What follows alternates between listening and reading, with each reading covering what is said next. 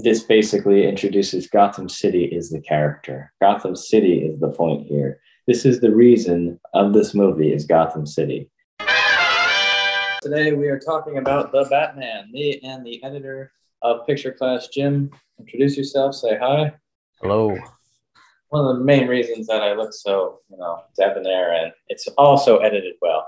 The Batman came out this week, and it was directed by Matt Reeves, who also directed The Pallbearer in 1994, which was with David Schwimmer, which also, fun facts, same year Friends came out. And then he eventually hooked up with J.J. Abrams on Felicity, and due to that relationship, 14 years after about Pallbearer, he did Cloverfield, which kind of skyrocketed his career.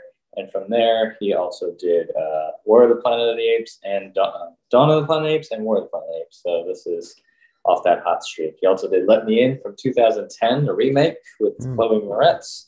And if you remember Under Siege 2, that beautiful movie, he wrote that. So I really like that movie. It's terrible, but I love it. So see, Let Me In. Oh yeah, Let Me In. That was great. Yeah, right. With I saw the American remake and it was weird, but I was like, okay, but. And then he did the two Planet of the Apes movies, and then he got cred, and then he also co-wrote those, and I think he co-wrote this one as well. So he's a co-writer director, which I think is cool. Cool. This was salvaged from the Ben Affleck Batman project that was supposed to fit in with the Snyderverse, and Ben Affleck was going to direct it, and then Ben Affleck stepped down as director, and Matt Reeves came in, and then Ben Affleck was like killing himself, or he was going through demons, so he stepped down, and basically they decided to reboot it, and then they cast Robert Pattinson, which for the fourth time in a row, I believe,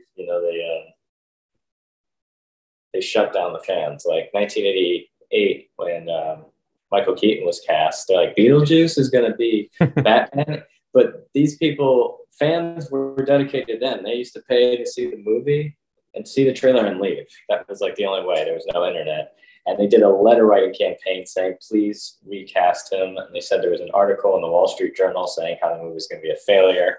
So it's kind of funny. And that movie blew expectations and changed, basically how we see Batman. So another thing I think a lot of fans, me and you were talking about it when we were texting, that a lot of people don't get it because everyone's married to a specific version of Batman. But that's every single time it's a new interpretation. I'm like, well, it's not Christopher Nolan's Batman. Yes, he still has his trilogy. That's it. Well, it's not Zack Snyder's Batman, obviously. But I thought, I think this is a movie for its time. I think Robert Pattinson shut down the fans or all the fan criticism, just like Heath Ledger did, and Ben Affleck, because everyone loved Ben Affleck, but it took him There's a lot of heat before Ben Affleck of like, oh yeah, that was it. They're like, oh, he's terrible. Then he's like, awesome. Maybe not everyone could agree that the movies were good because I like him, but I think a lot of people agree he was an amazing Batman. Right. And it's a different Batman. And this is a very young Batman, very grounded Batman. This movie, visually, I thought was a lot like Once Upon a Time in the West, which is one of my favorite Westerns. It's in my top 5. It's a 3-hour operatic Western, and it takes its time, but it's a very simple story. And the Batman is a very simple story. It's just so grand. And him walking into the room takes like 5 minutes, but it's like the best 5 minutes of your life. Yeah. And then visually with the music, we'll talk more about the music, but I just thought it was very film noir, which obviously we like here on Picture Class. And it felt like a real Batman. It's like, what is it? What's Batman about? It's about a guy dressed up as a bat. No, seriously. Yeah, I think they really nailed that, where it really felt like this is kind of weird. This guy dresses like the bat, but you kind of go with it because you're like, well, he's on their side solving crimes. He's kicking ass, like. But like he's got something going on that he's out here dressing like this. I think the opening scene really sets it for what the movie, like, it's dark, it's scary, where you're like, oh, this is kind of a thriller, like a horror almost. Yeah, it's real dark, the visuals. I kind of like how it starts in that like voyeur, like peering into the Yeah. window, and you don't really know who is this? Is this Batman? Mhm. Like, is this a villain? I like that. And yeah, I thought the same thing. And the first thing, because a lot of the previews, the Riddler looks like the Zodiac killer, at least in the movie Zodiac, how they portrayed him. And I remember being interested in that case because they were talking about, and of course, you know, they have all the Ted Cruz jokes. But years before that, it was I saw Dirty Harry, and that was based off the Zodiac killer, the first one. So Dirty Harry loosely adapted what was going on at the time because that was actually present, and it was a groundbreaking movie, especially for Clint Eastwood, who was kind of like a badass cop. So like that was very anti-hero-ish, and that's post his Western period. So that's when Clint Eastwood also was starting to direct. But this character, Zodiac, it was just the whole thing is that the movie starts with him in a sniper rifle position, and I think Matt Reeves is a like film critic, not critic, but film historian who like obviously loves the homage. And I felt Zodiac, like he was going for that for the Riddler right off the bat, and he's very precise, but he's also a little crazy because the guy who plays Zodiac killer gets caught because he's an actor. He's like goofy to the point of like Paul Dano obviously was probably like channeling that to a little bit extent, and it was I don't know. I thought that scene was just like, oh, this is creepy. And I'm like, this is Batman. It's on Halloween, and there's a Batman story, The Long Halloween. Yep. Like, okay, they're gonna do a Batman movie in Halloween, which I don't think they did on film before. They did it on Christmas, you know. So I thought that was brave and bold. It's also like this is not any other Batman. This is not Marvel. Yeah, I mentioned that to my friend he had heard a couple friends who didn't like it, and I was like, if you're going into it expecting, you know, Batman with fancy gadgets, kind of like grabbing bad guys, it's not going to be like that. You might not like it. That it's not a Marvel movie. That there's like it's dark, like there's depth, like it's a psychological thriller. And I remember seeing some articles saying there was influence from what you said, Zodiac and Seven, the David Fincher. Oh yes, very very much which so. Yeah, I really got those vibes. Yeah, especially each time there's the murder and the clues and stuff like that. I was like, oh my god, it's just like Seven. And you know, Matt Reeves was a contemporary of Fincher, so he probably just always respected the hell out of him because Seven was out at the same time he's doing his first movie. And then Zodiac came out around the time he's doing Cloverfield. So every time he's like, oh, Fincher, you know. And, you know, there's always artists that you are inspired that you're contemporaries. It's just like sometimes it's a rivalry, but in this case, it's just he likes his work, you know. And I remember hearing Christopher Nolan was very influenced by Michael Bay. And a lot of people are like, what? And he's just like, Christopher Nolan loves cinema. He understands it. He was the producer of the Batman versus all of the Snyderverse because it's like, oh, this isn't mine, but I'll help you make it. And he had influence.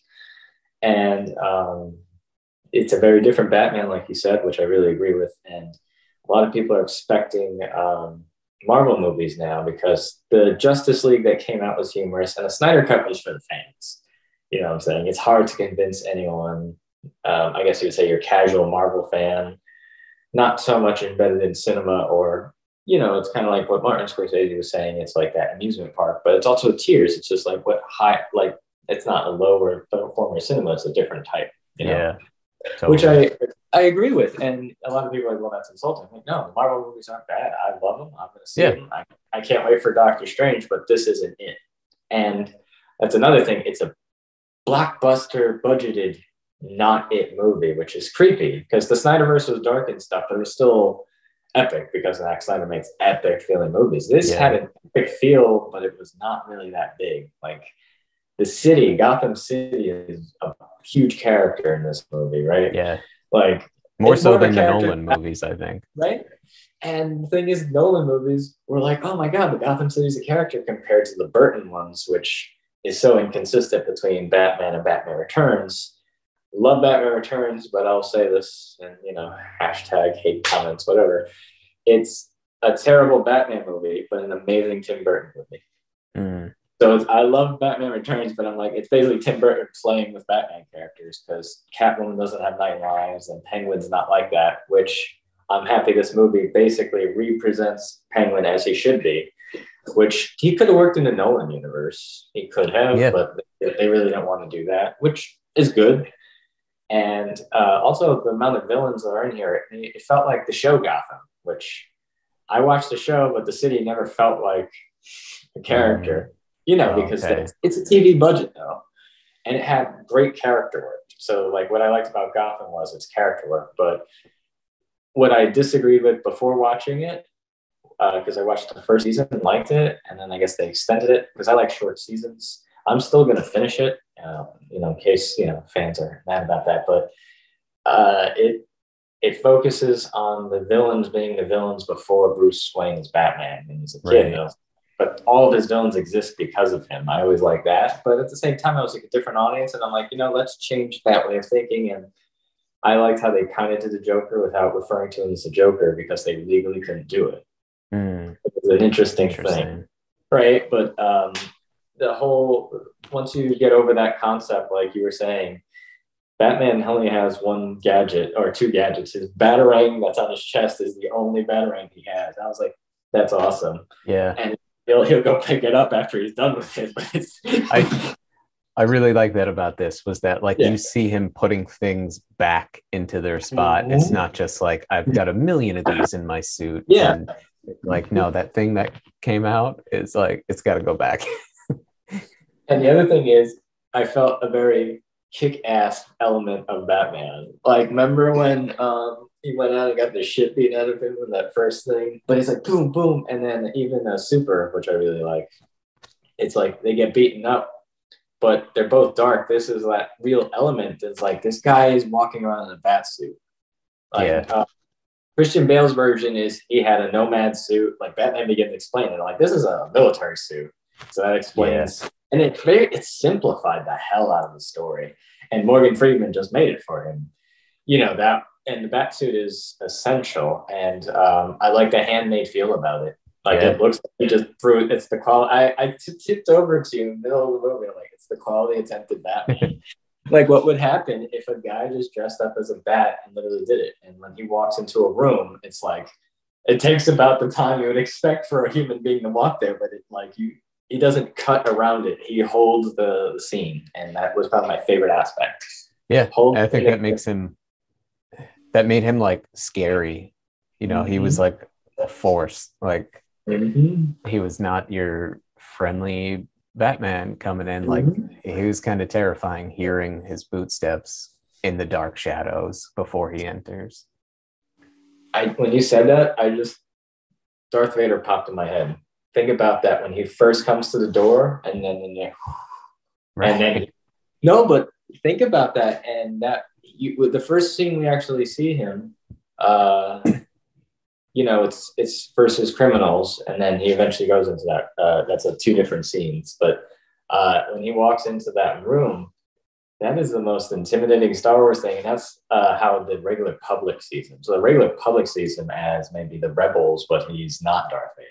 He's walking in and they're treating him like that, but he's not physically fighting, but they're like, this guy's a freak, and even the cops who are the one cop that gave him an issue coming in. Yeah. Like I like that animosity because did you watch the cartoon growing up? The animated series? Yeah. Yeah. I still watch it. I bought it, the digital copy because I had the Blu-rays and that. And I'm just like, I just need this show wherever. And that is where my film noir love came from. It's like embedded that early on, Batman film. But Harvey Bullock, the cop that always hated Batman, but he was a good cop, that element, it kind of had that character-ish in Dark Knight. It was a very small character, but like I would point, I've seen that movie way too many times. But the whole element of he's not welcome there. But he's walking right in, It's not like he's flying in. He doesn't know how to do any of that magic. It's not a Ra's al Ghul trained him to be like a mystic magic. He's just a guy. It's like, I'm going to be Batman. He didn't go around the world. He basically just like, I'm YouTubing learning it. Like, yeah. And I like that because a lot of people don't have that luxury. And he's a very brooding, angry Batman. And Pattinson is perfectly cast. He's an excellent Batman. And if someone's like, who's the best? I'm like, they all have their appeals. Yeah. I like Tim Burton's Batman, you know? A friend asked me, like, is it better than the Nolan movies? And I was like, I can't do that. I'm like, it's different. Like, they're both here, you know? I love them all, but like, yeah, this might be my new favorite. Not to be like, I hate those, but I'm like, this is kind of going to be mine for a while, and then time is going to allow me to see it. But hindsight, you know what I'm saying? A lot of times I get excited with it. And, well, a lot we were talking about, like, while we're doing this, our version of Quality Attempted, it's I think a lot of times now movies are trying to make themselves instant classics, you know? Like, I feel like Avengers Endgame made itself an instant classic before it even came out, and people's reactions in this. And this movie was kind of hidden, and like, it's like, what? It doesn't make sense. And I think Batman usually leads the way in terms of a different storytelling, and it's always Warner Brothers that's done them. So there is a good relationship between the studio, at least creatively, I think, and Batman, because I watched a lot of those Batman documentaries on because I was a Batman fanatic, so I had all the 2-disc. I got all the 2-disc DVDs and 3 discs. Anytime they made a special edition, like the commentaries, I listened to all of them. They're some of my favorite bonus features, and they're all well produced.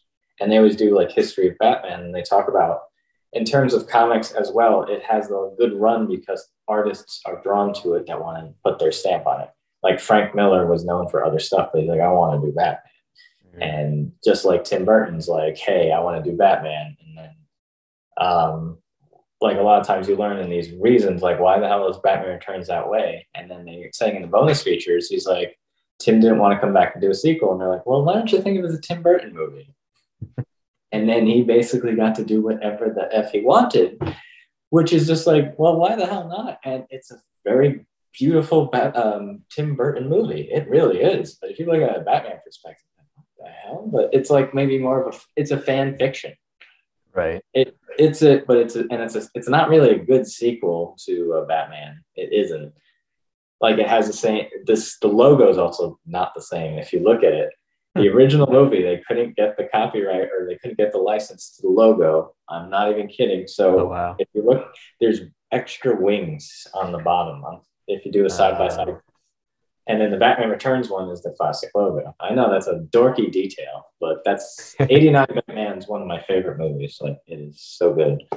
But every time, like, Batman Begins is one of my favorite movies. And I'm like, well, but Batman's one of my favorite movies, you know. And if Ben Affleck ever does his own Batman movie, I'm sure I'd love that too. So yeah, I like that element. At least we both agreed with that opinion. We're like, yep, this is cool. We were down for it. And then none of the outfits matter. I'm like, I really didn't care that the Riddler was wearing like just army gear, or Catwoman wore a mask that was cut out and she just wore a tight outfit. Yeah. If the Riddler would have walked in with a green suit and hat, I would have been like, this is goofy. Mm-hmm. But it was more, he was the Riddler in the sense of that he was kind of outsmarting Batman. Mm-hmm. This is just a personal hilarity, but it goes back to the funny thing is the lack of originality in the title. It's called The Batman, but for once I'm like, this is kind of perfect. This is the only time I've ever liked the. You've seen me. You've edited the with the Final Destination, and it's often confusing, but this is basically saying, you know, that those are guys, but this is The Batman. It's almost like saying, I don't know if you've ever noticed, it's a small detail, but they're like, Sean Connery is James Bond versus James Bond starring Roger Moore. You know what I'm saying? A lot of people, you know, or if there's a definitive actor that people associate playing a character, because Batman is in the same realm of those periods. There is a long, they used to have mystery film series, so basically be your TV shows, so they'd be serialized, and Batman was in that same realm, so they had Batman serials, and Batman always has, you know, had different people play him since the 40s, and I always think that's cool. It's perfect for this time, and I think it was 2022. I couldn't tell you, but I Yeah, think seems the like it's in its own sort of. yeah, I mean, some of yeah, the technology seemed plausible. yeah. The contact thing Oh, so that cool. that was very cool, but it also seems like tech that could exist now. Oh, it probably does. It's just like Yeah, very early or at the same time, especially with meta and virtual reality stuff coming. Well, that's just and that's almost. I felt it was very cyberpunk almost in that. I felt it Blade Runner-ish. I yeah, feel, and every and Batman Begins was influenced by Blade Runner. That's why Rutger Hauer was in both, which I thought was cool. Christopher Nolan basically showed the whole cast Blade Runner. He's like, all right, this is the movie we're going to make. And the Tumbler, the Batmobile, is exactly like the Spinner. There's no front axle. It's okay, if you look at the two vehicles, remember the Narrows? It's almost like the Blade Runner, how everyone's living on top of each other. It was like very claustrophobic. right. Yeah, I think So, this was real Gotham feeling. oh my Like god, right? it's Like, dark, it's rainy, everything felt like very Gotham. Whereas Nolan, it sort of felt like, oh, this is like New York or Chicago or yeah, something. Like it yeah. felt big and grand and clean. Mm-hmm. This feels like really dark and Gotham and seedy. It's it's the Gotham I think we all imagined that Batman really came from. Most of the real reviews are Mm. great. Okay. A lot of the random comments on social media tend to be people who are uh, obsessed with the Snyder Batman mm. and can't let go of Ben Affleck as Batman, which is I mean, interesting. And but a lot of their issues are with Robert Pattinson as Bruce Wayne, and I think they failed to realize that he's not Bruce Wayne yet. Totally, yeah, like yeah. he It's hasn't figured out how to pretend to be the Playboy billionaire. Like he's messed up. all right. You were talking, and I thought of something brilliant. Casino Royale, Batman. Remember how the Daniel Craig, he was still kind of rusty, and he wasn't swamped. He wasn't who he was at the end of Skyfall. Did you see Skyfall? Yeah. So it was a build-up I liked. And the first Mm-hmm. movie, he's like rough, and everyone's like, "Well, that's not Bond." And then by Skyfall, he's like at that last scene, and he walks into the office and he sees M, and you're like, "Oh, he's got Monty Penny." They're like, "Oh, we were gonna get there." Yeah. Like they know what they were doing. Exactly. And And the Ben Affleck Batman, he's there. he was He's already older. there. Yeah, he was already there for like 15 years, and he's already tired. And him and Jared Leto's Joker already tangoed. Yeah. I think in this movie, it sort of starts with him saying, like, I've been doing this for 2 years. They said 2 years. Yeah. So he's an amateur Batman. Like, And I think people are like, well, you're not doing year one. Exactly. We're doing year two, which is not as well known of a story but at the same time, it's like he's been doing, and there's a lot of hiccups when you're starting your own superhero business, which he's doing. I mean, I liked what you said. You mentioned it as soon as we walked out of the theater, how like this was the first time you kind of see Batman, Bruce Wayne journaling. He's writing. Right. I didn't say that. Yeah, And I think that's kind of like his whole character is like he's emotional, he's vulnerable, like he's young. Him and Alfred don't even seem like they have the greatest of relationships yet. So it is like, oh, he's got some mental health stuff going on, and that's very relatable to a lot of people. It's a very 2022 movie, I think, and it's the pressure of being like, like you have to help and separate issues, but you know how like a lot of they have like the Help Ukraine stuff now, the donations that came up really fast, but they talk about, well, you need to help, and he's just like, Jesus, I'm trying to figure out myself, but you need to help, like, and he's almost being bullied, in a way, and he's like, you need to be Bruce Wayne. It's like, can I just be Batman? All right, it's my house, you're my butler. But he doesn't say that. He's just like, he's trying not to say that. He's just like, and I like how Pattinson does it. I think he was a great choice. We could talk about him. everyone's like, he's Twilight guy. I'm like, okay, he was also in Harry Potter, which people forget. But I'll tell you exactly the moment I knew he was going to be perfect as Batman. It was before he was even cast. It was 2012. I saw Cosmopolitan. It was directed by David Cronenberg. And David Cronenberg does some really gory shit. He did The Fly. He did Videodrome, which I love, but that movie is so gross. That movie will give you nightmares. He did Scanners. He did The Brood. He did Rabid. Like all these movies where the body attacks it. And he also did The Dead Zone, which has the most terrifying scene ever with a guy committing suicide. Ever. Did you see it? Yes. You know what I'm talking about, right? Yeah. Oh, and the scissors. I was like, oh, that's, and they didn't show anything. Well, they showed him doing it and they showed the reaction, but it's that a lot of the filmmakers, it's the smoke and mirrors. And I think it doesn't really do smoke and mirrors, but it also just shows you everything. Like if you were there, I felt like I was there watching almost like from a cell phone, but I was there. You know what I'm saying? Yeah. I like that when they're walking around the scene. Right? It gives you the Seven vibes. It's like, right, really walking around, poking out, like, look at the blood over here. Like, let's check out what's on the walls. Like in LA Noire, if you ever play video games, it's like a detective game. Oh, okay. And exactly like it's film noir. It's the most detective Batman movie yet. Yeah. And I think that's what I really liked about it, because Batman started from Detective Comics number 27. And he was just a detective guy who dressed up as a bat, like the Shadow, which he was influenced by. It's a combination of Shadow and a Leonardo da Vinci quote. That's what Bob Kane said, and Bill Finger. And then Bill Finger's now credited again. I think it was Batman vs. Superman was the first movie, because it was Bob Kane for years. Kind of like Stan Lee and Jack Kirby. It's like a weird legal thing, because Jack Kirby is huge, but you don't hear about him as much unless you know comics. I used to be really a lot more into the comics as I am now, because I feel it's so oversaturated, you know. But so you saw Cosmopolitan, right? Yes. That was your. Yeah. I saw A Good Time. That was where I was like, wow, Robert Pattinson is serious. When was that? When did that come out? Let's IMDb this right now. Good Time, 2017.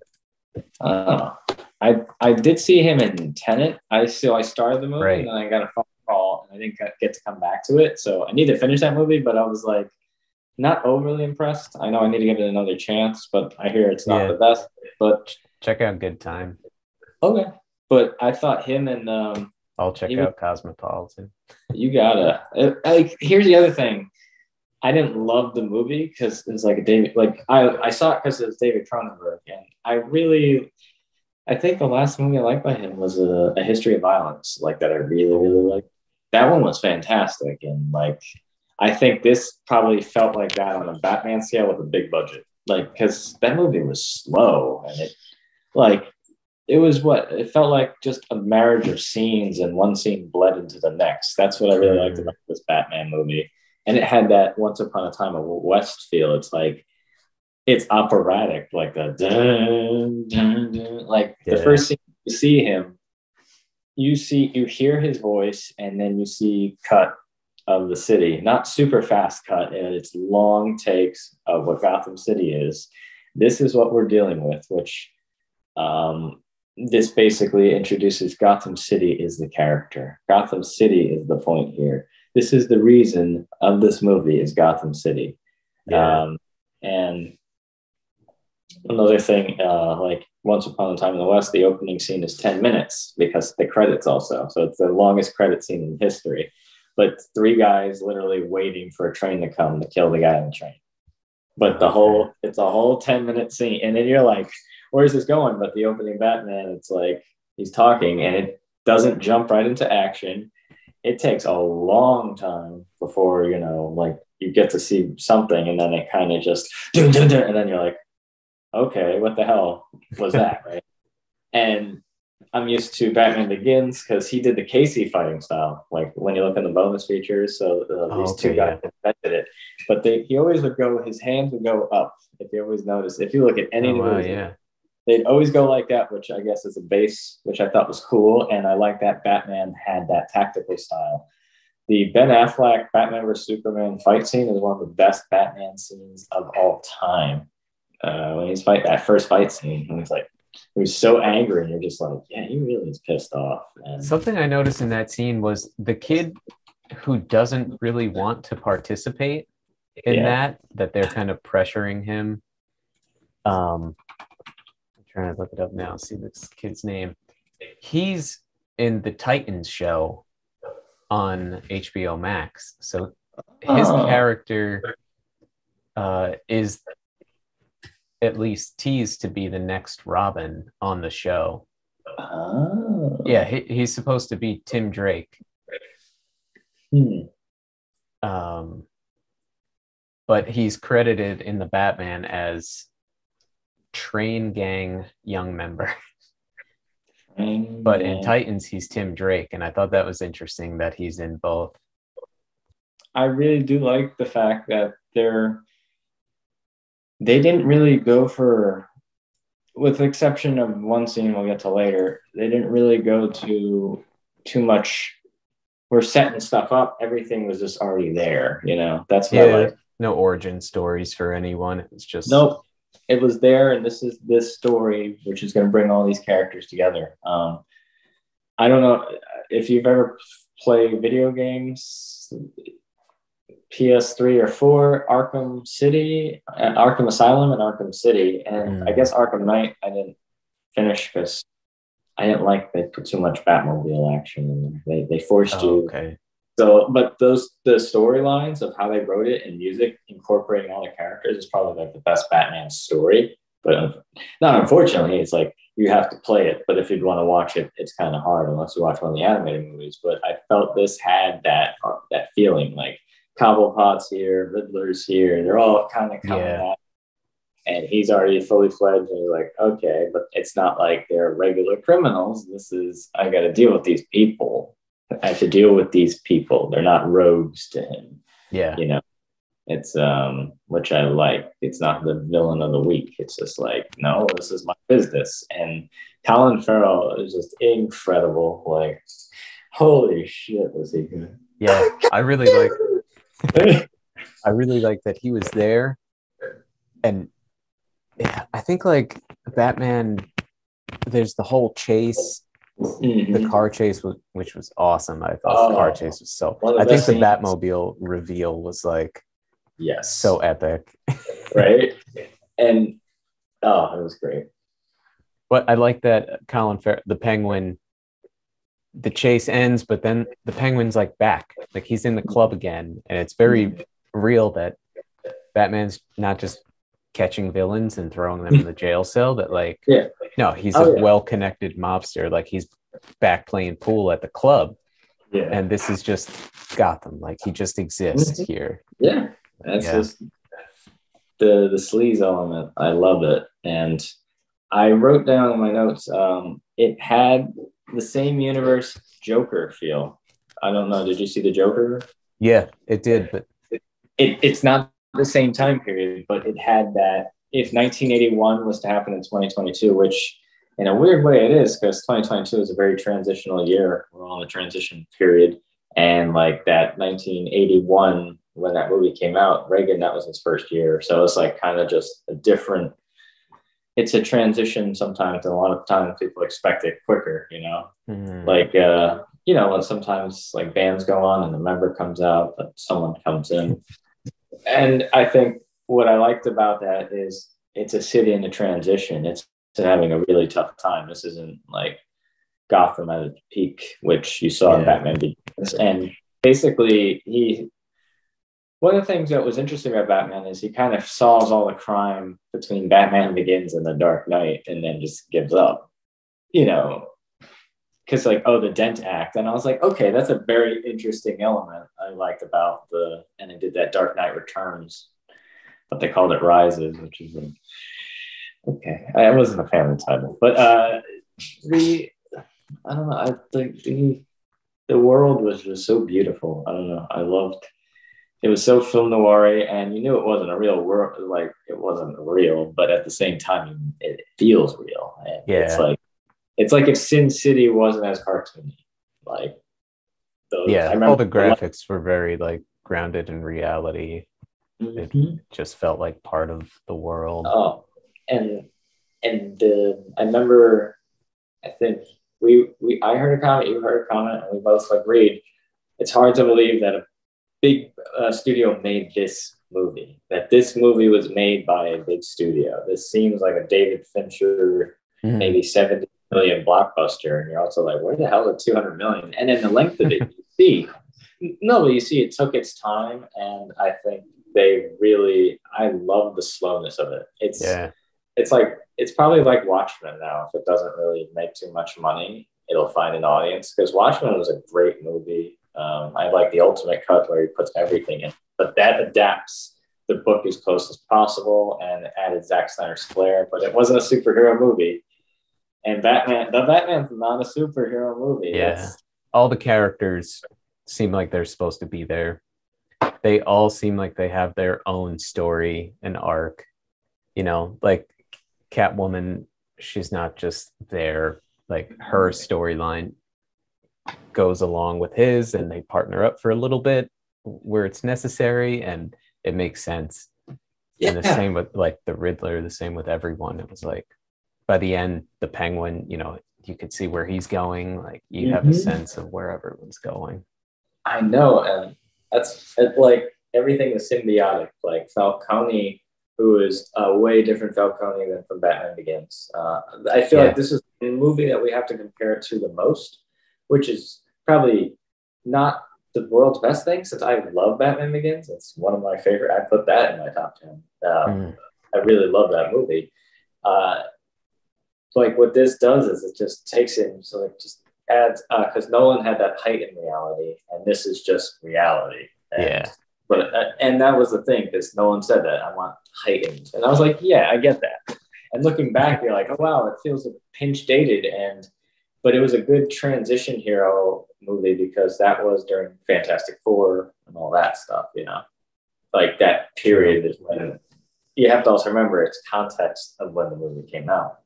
And this movie, it just felt, I don't know, it felt like the movie, it felt like the Batman that people needed now. It's just like, yeah, you can be a hero and it's going to suck.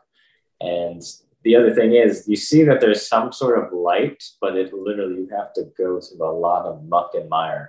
And Shawshank Redemption, would you crawl through all that to get through to the other side? And I think Yeah. this basically is Gotham City is a dump. And I was saying that before. Batman and Robin, the soundtrack had R. Kelly talking about Gotham City. It was a song, and he's like, "Place of justice, place of peace," and I'm like, "No, it's not Gotham City." But in Batman and Robin, like when Batman in that universe, Batman got to the point where the city's safe, kind of like Super Friends. It's just like, oh, we got all the crime, but they can't always do that version of Batman. Right. And this one was just like, ugh. I think you get that from um, the politician, the woman who's running for mayor. She's Yeah. kind of like, why aren't you doing anything for the city? Like you're a billionaire. Like why aren't you helping more? And he's having financial issues. I thought that was kind of cool. But yeah, because he hasn't, like Bruce Wayne isn't there real yet. Yeah. Because he hasn't figured out like, oh, how can I help with my status as well as my nighttime activities? And I think that's one of the best parts that people probably will miss is they've seen year one. Animated fans, or maybe not real Batman fans, but Batman fans that know every single change and appreciate it, will like this movie. If they like that film noir aspect, I really think they'll like it. I think if you like the animated series, you'll like this because it's darker than that, but it pays so much homage, especially with Penguin as the gangster in the Iceberg Lounge, but it's not his yet. I like that because, the Iceberg Lounge, if you grew up when we did, it was Batman Returns in the cartoon, and then he gets the Iceberg Lounge eventually in the cartoon. But like the fact that it's like, oh yeah, it's Maroni's, and they're talking about this whole thing. It's all connected to like this one thing, and you're like, oh, that's where I think the beauty of the writing was. Nothing was wasted. They're doing an HBO Max series with Colin Farrell, which Oh wow.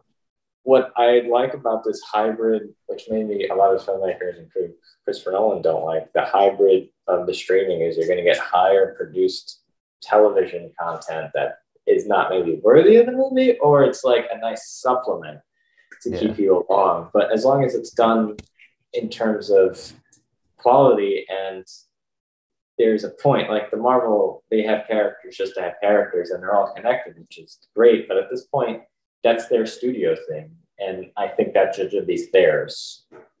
Not everyone needs a shared universe, you know what I'm saying? But yeah, I like the fact that this is just setting up its own thing. And like, we're going to start from square one. We don't need Superman. We don't need that. This is just a world. This is like your world. So I just finished Peacemaker, and I think that totally worked. I need to see that, but like it works as a sequel. It's its own thing. Right? It's awesome. Like it's such a good compliment to Suicide Squad. I like the Suicide Squad. I liked it a lot. Let's see. If I was to say the best things about the Batman would be the thing that stays with me is the music. Music, I think, in any of my favorite movies would be one of the most elemental parts. Once Upon a Time in the West, Blade Runner, Blowout. Think of that. Pino Donaggio scores. He makes beautiful music. So the music and the image match, and that's the point of music.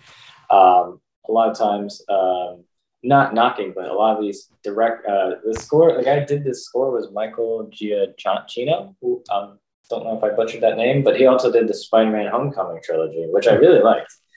I like the Spider-Man movies a lot. I can say the MCU movies, like I'm just a Spider-Man guy as equivalent of Batman guy. So every different iteration of Spider-Man, I'm like, I don't care. I liked it. And every time they rebooted it, I was like, but I wanted another one. And then I saw it and I was like, you know what? I like this. And I can always bring it back, which is nice.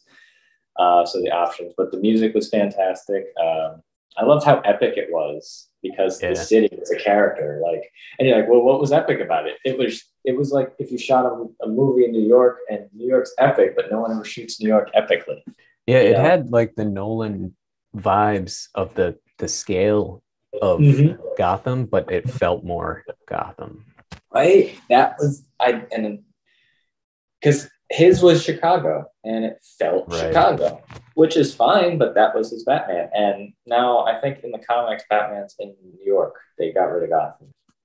There's no like James Bond sort of flashiness to it. Like he's not really, they're not panning by every car isn't an Audi. Yes. There's no, brands shown of Ferraris and stuff like that. Everything's very muted as with the flashiness.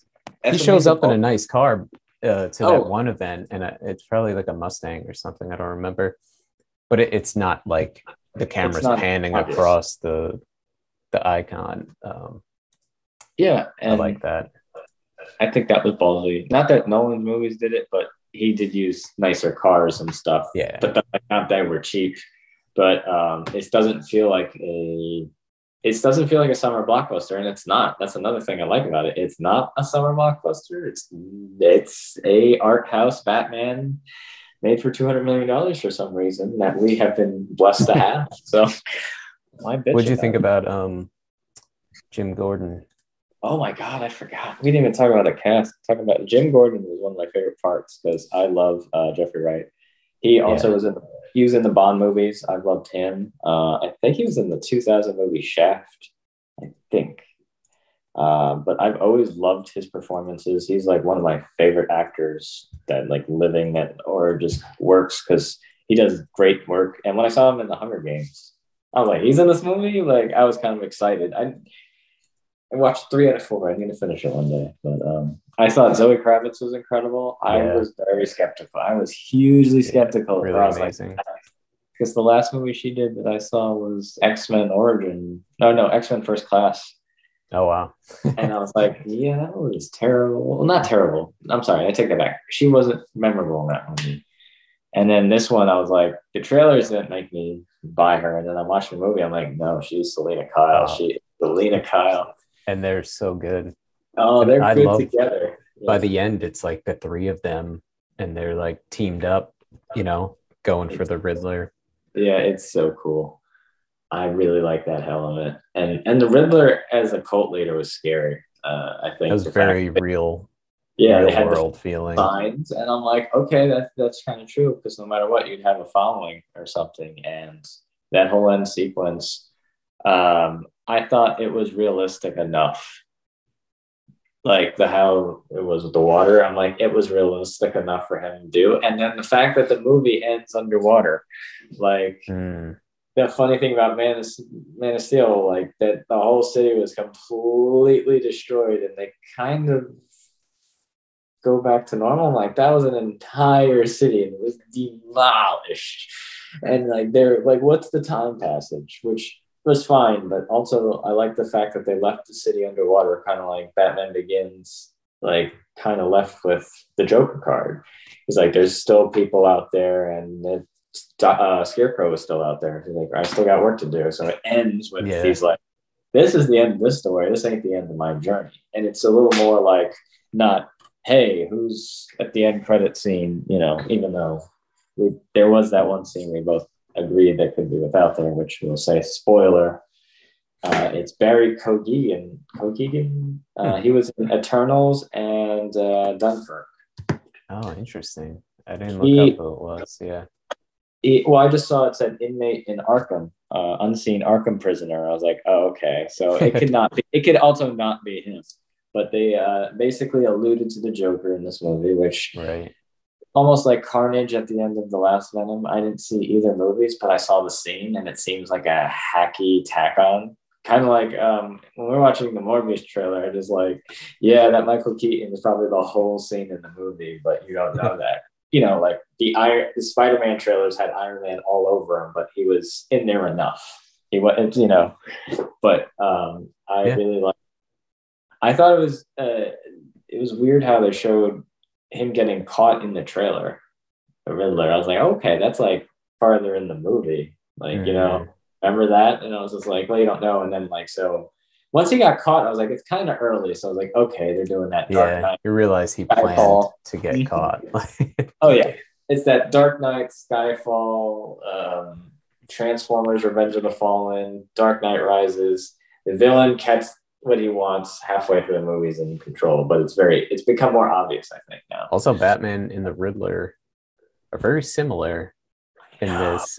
Even the very first shot of the Mhm. looking through the binoculars into the window, and I, then I later yeah. Batman, Robert Pattinson, he's looking through binoculars, and you don't know yet like who's spying on Catwoman, and you Both realize guys. like it's Batman. They're both kind of like obsessively journaling and writing down their Mhm. thoughts. Um, they both wear masks. Like they're very similar. Two sides of the same coin. But Yeah. no, that's the thing. I was thinking that the duality of Batman, which is here, he has something in common with all his villains, which makes him as crazy as his villains. And do they exist without him? Because the Riddler knew who Batman was, and the whole thing was orchestrated towards Batman. And I'm positive he does know it's Bruce Wayne. He basically alluded to it, and I think he knew he was onto him, and then he kind of just dropped it because I think the Riddler is way smarter than Yeah. Robert. Not Robert Pattinson, but Bruce Wayne. He is. So I Yeah. like that. Yeah. I loved it. I'd go I see it like again. it. Oh, I can't wait to see it. I'm like, I need the VOD. I need it now. I need to own it. I think I heard they're talking about a trilogy. I think that'd be awesome. It sets it up well Oh, for absolutely. another one because now you can sort of see where the politician didn't want to grab his hand, and then you know uh he's now like trusted. He's not just this wacko vigilante running around the city. It's sort of like, Yeah. oh, everyone's witnessed him in a big Mhm. way, like he can help, and now maybe he can put some money into helping fix the city Yeah. and turn more into the Bruce Wayne we all think of. I also liked how Thomas Wayne wasn't perfect. Yeah. And but the thing is, he made questionable decisions, but he also didn't, the intentions. And also, did you make the right choices? No, but that doesn't make you a bad person. So it's kind of like a lot of times, like I like how, because Thomas Wayne's always a perfect character. He's like, come on, Bruce, you know, and Yeah. never, there's nothing he did wrong, but they made Martha have mental illness, and they've been doing that more frequently. So I thought that was interesting, and it was a cover up. But and so you could even see like the mental illness could be genetic. Batman right there is like he could have, because in all honesty, the guy dressing up as a bat fighting crime. No, it's a great character study. It's like we laugh about it, but you say it out loud, and you're like, if someone did that, someone would try to call the police on them. And Yeah. that's where movies like it's deconstructing superheroes. Like, is this really what you want? And that's what I think Matt Reeves is kind of taunting everyone, but also playfully doing it and homaging all these films that he's like, this is cinema. And I think he'd want filmmakers like maybe Martin Scorsese, David Fincher to at least like, hey, it's not all that bad. But even Christopher Nolan likes superhero movies, but some of them feel like Yeah. their stranglehold is kind of getting out of hand, you know. But I think Matt Reeves at least said, hey, we're not done here. You know, it's still a genre picture. Like it's like Westerns. Westerns were everywhere for decades, and then everyone keeps trying to bring them back. It doesn't happen. I feel superhero movies might peak at a point, because at this point it's getting tedious, and we have to see where Doctor Strange is going to take it, because you know that's people need something big at this point to keep their sustainability. Because their last few, I don't know, has been as successful between Eternal, Shang-Chi, or Black Widow.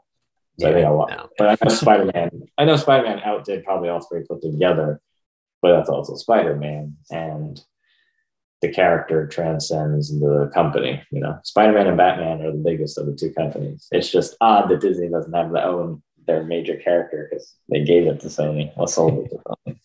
Irony, right? Thumbs up. Thumbs up. Yeah. Thumbs up. That sounds fair. We have more fun stuff coming up here on Quality Attempted. You know, like, share, subscribe. What do you think about this movie? Feel free to comment. What do you feel about the cinema industry in general? We have a lot of content here on TikTok, SoundCloud, Instagram. It's all interconnected in different ways, artistically and such. And we're coming back with new, fresh ideas. So let us know what you think.